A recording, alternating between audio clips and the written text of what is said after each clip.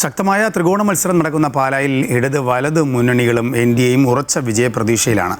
വികസനവും വികസന മുരടിപ്പും രാഷ്ട്രീയവും ഒക്കെ ചർച്ചയാകുന്ന മണ്ണിൽ മതസാമുദായിക വിഭാഗങ്ങളുടെ ഉൾപ്പെടെ പിന്തുണ നിർണായക ഘടകവുമാണ്. കെ മാണിയുടെ നിര്യാണത്തിന് ശേഷം കേരള കോൺഗ്രസ് എമ്മിനെ കൈവിട്ടുപോയ പാലയെ തിരിച്ചുപിടിക്കാൻ ജോസ് കെ മാണി രണ്ടാമതും പോരാട്ടത്തിന് ഇറങ്ങുന്നു എന്നതാണ് ഇവിടെ ശ്രദ്ധേയം. LDFിന് വേണ്ടി Kerala Congress M chairman Jose K Mani, UDFിന് വേണ്ടി sitting MLA Mani C Kappan, NDAയ്ക്ക് വേണ്ടി BJP സംസ്ഥാന വൈസ് പ്രസിഡന്റ് ഷോൺ ജോർജ് എന്നിവരാണ് പാലായിൽ പ്രധാനമായും മത്സരരംഗത്തുള്ളത്. 2019 ഉപതെരഞ്ഞെടുപ്പിൽ വിജയിച്ചു വന്നതിന് ശേഷം പാലാ മണ്ഡലത്തിൽ നടപ്പാക്കിയ വികസന പ്രവർത്തനങ്ങൾ ചൂണ്ടിക്കാട്ടിയാണ് നിലവിലെ MLA മാണി സി കാപ്പൻ വീണ്ടും ജനവിധി തേടുന്നത്. ഇത്തവണ 16,000-ലധികം വോട്ടുകളുടെ ഭൂരിപക്ഷമാണ് കാപ്പൻ അവകാശപ്പെടുന്നത്.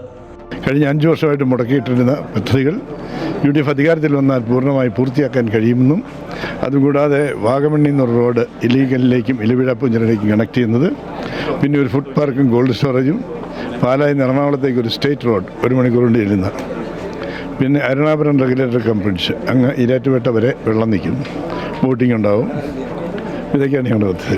കഴിഞ്ഞ പ്രാവശ്യം ജയിച്ച 15,378 മേളിൽ 1000 വോട്ടെങ്കിലും മിനിമം കിട്ടും.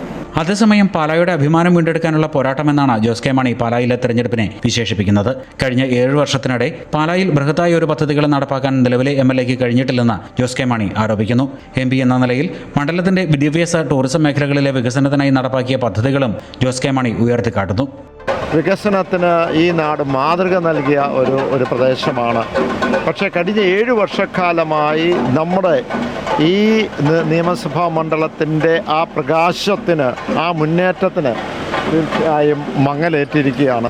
അഭിമാനകരമായ ഭൂരിപക്ഷത്തോടുകൂടി നമ്മൾ വിജയിക്കും. NDAയ്ക്ക് വേണ്ടി മത്സരിക്കുന്ന ഷോൺ ജോർജും ശക്തമായ പോരാട്ടവുമായി രംഗത്തുണ്ട്. മണ്ഡലത്തിനായുള്ള വികസന സ്വപ്നങ്ങൾ പങ്കുവച്ചുകൊണ്ടാണ് ഷോണിന്റെ പ്രചരണം. പ്രധാനമന്ത്രി നരേന്ദ്രമോദിയെയും തെരഞ്ഞെടുപ്പ് പ്രചരണത്തിനായി എത്തിക്കാൻ ശ്രമങ്ങൾ നടന്നു വരികയാണ്. മോദി വരുമെന്ന് കൺഫേം നമ്മളോട് തയ്യാറെടുക്കാൻ പറഞ്ഞു. കൺഫർമേഷൻ ഇനി ആകാനുണ്ട്. 4-ാം തീയതി എന്നാണ് നമ്മളോട് പറഞ്ഞിട്ടുള്ളത്. പബ്ലിക് മീറ്റിംഗ് ആണ് പറഞ്ഞിട്ടുള്ളത്. കഴിഞ്ഞ 8 ദിവസത്തിനുള്ളിൽ ഞാൻ 16,000-ലധികം ആളുകളെ നേരിട്ട് കണ്ടിട്ടുണ്ട്. അതുകൊണ്ട് തന്നെ പറയാം, 27 വോട്ടിന് മുകളിൽ ഭൂരിപക്ഷത്തിലേക്ക് പാലായിൽ കടക്കാൻ കഴിയും.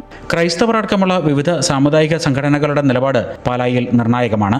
മതസാമുദായിക സംഘടനകളുടെ പിന്തുണ 3 മുന്നണികളും അവകാശപ്പെടുമ്പോൾ പാലായിലെ ജനവിധി ഇത്തവണ പ്രവചനാതീതം തന്നെയാണ്. അമൃത ന്യൂസ്, കോട്ടയം.